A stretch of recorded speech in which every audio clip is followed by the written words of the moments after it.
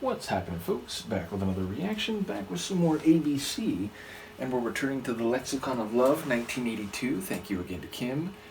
And the next track is Poison Arrow, which sounds like it's probably a metaphorical title, and in that regard, I would say one figurative potential meaning stands out to me, meaning a poison arrow is one which is both immediately damaging and also insidious at the same time, meaning you get hurt and then it's the poisonous effects filtering through the rest of your body that will cause other health problems or even death. So in that regard, as a metaphor, it suggests that there could be some emotional wound that is itself significant, but it's only over time that the true reach or consequences of that injury become apparent, and thus it could infect other parts of your life, of your psycho-emotional state, of future relationships, because you can't get past the affliction that was caused by the poison arrow in the past case. So yes, it feels apt as a metaphor, and I would expect it to be about love and relationships and romance, given the title of the album. So yes, curious to hear what it'll be in practice. Let's give it a listen. This is ABC. The track is Poison Arrow, and it's from the album Lexicon of Love, 1982.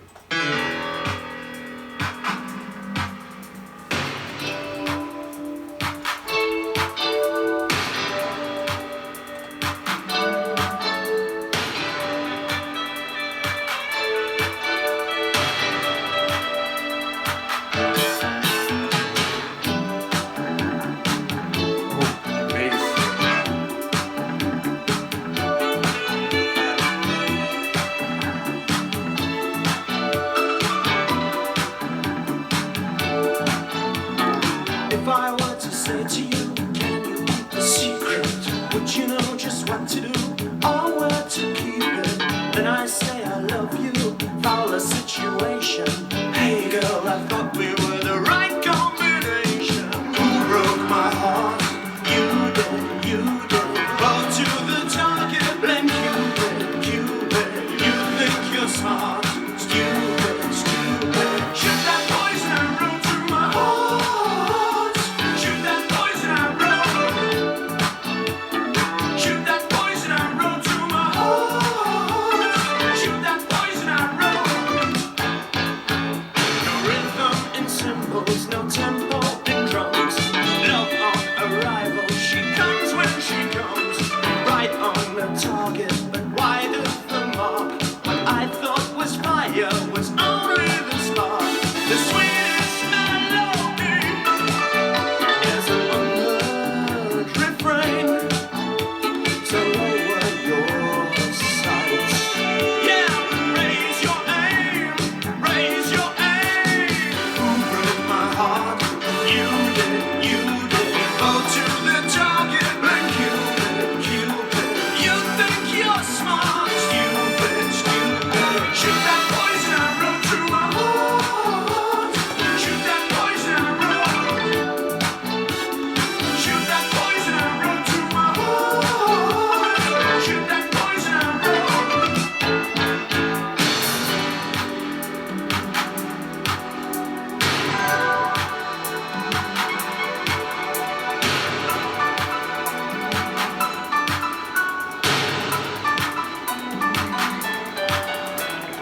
I thought you loved me, but it seems you don't care. I can't love you. I can never love you. Who broke my heart? You did, you did. Go to the target, blame Cupid. You think you're smart, stupid. Right from the start when you knew we would part. Shoot that poison arrow through my heart. Shoot that poison arrow. Shoot that poison arrow through my heart. Shoot that poison arrow.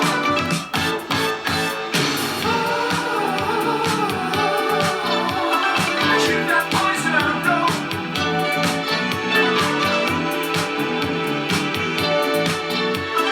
Shoot that poison arrow.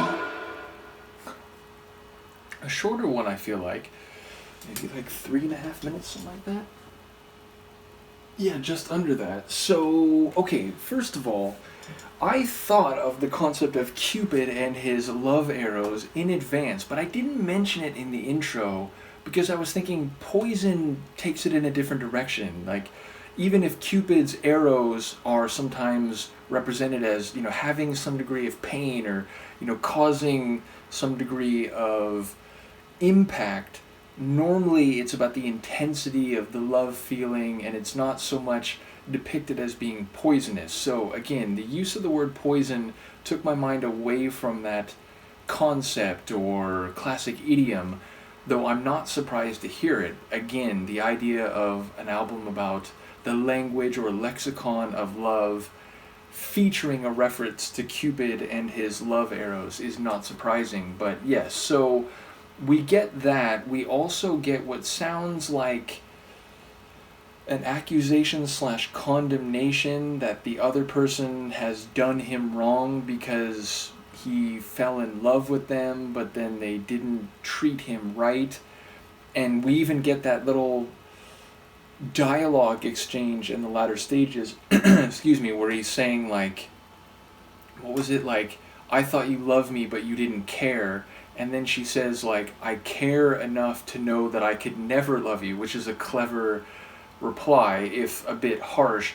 And there were a number of lines that were the same, like they were clever and funny, but also upon further reflection, like profound or at least dynamic. As you're leaving, I thought you loved me but you didn't care. So okay, the idea of like hitting your mark but being wide, or like hitting the target but being wide of the mark. Obviously we can make a direct archery understanding of that phrase, but then taking it to the idea of Cupid's arrow, like hitting his heart but being wide of the mark in terms of the emotional experience or romantic relationship that followed.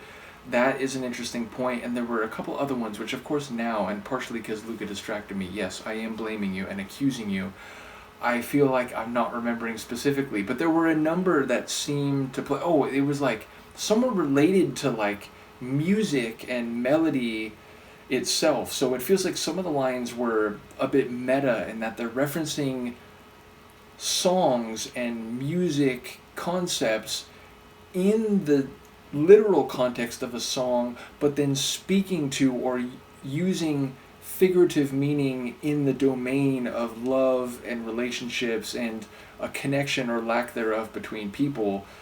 So yeah, the concept of poison arrow seems like the meaning of the song overall seems pretty clear. The idea that he was shot with a poison Cupid arrow because he fell for this person, but then what followed was not what it should be and left him feeling, abandoned or mistreated and brokenhearted, and thus her indifference or at least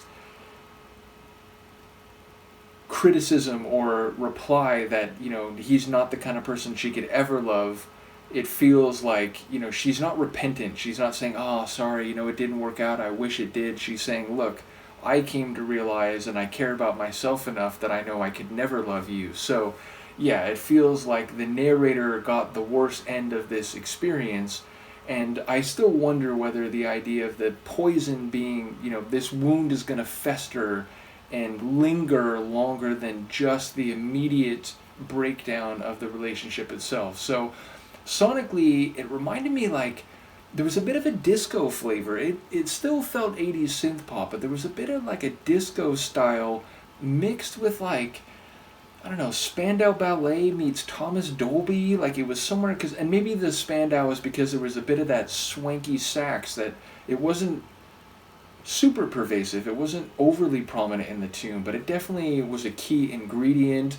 And then there was a bit of a quirky sound, some of these little keyboard runs and atmospheric electronic noises made me think a bit of like Thomas Dolby. So yeah, it had a bit of a like late 70s meets early 80s disco blending into synth pop with a bit of eccentricity to it. So yeah, I enjoy the song. It's very dynamic and compelling, even if again a bit like of a blend of styles and a bit idiosyncratic in the character of the melody. So yeah, another top tune. Enjoying this album again, like prior to doing that first reaction, now I think like a year ago, and then, you know, this deep dive returned about a month ago. This is not a group I ever knew. Whereas, you know, in some cases I'm deep diving on artists that I had either heard of, you know, someone like Gary Newman, where like, oh, you know, I knew that song Cars, but that was basically it. Or other groups like OMD, where I knew a couple hits but never their larger catalog. And so those have been eye-opening in that, like, oh, you know, there's a lot more than I ever would have guessed just based on my limited exposure. Spandau would be another good example. But yeah, this one is, you know, sort of like Roxette. Roxette was never a group that I heard about or knew about back in the day, and so that's been an interesting journey. And so in this case, ABC, it's just never a group I knew anything about, so this has been eye-opening, even if I'm obviously very, very early in the experience just with this album, never mind their larger catalog. So once again, shout out to Kim, looking forward to what remains on the record. Luca does too, she's looking at me in a very silly way. Let me know what you think, and I will see you next time. Peace.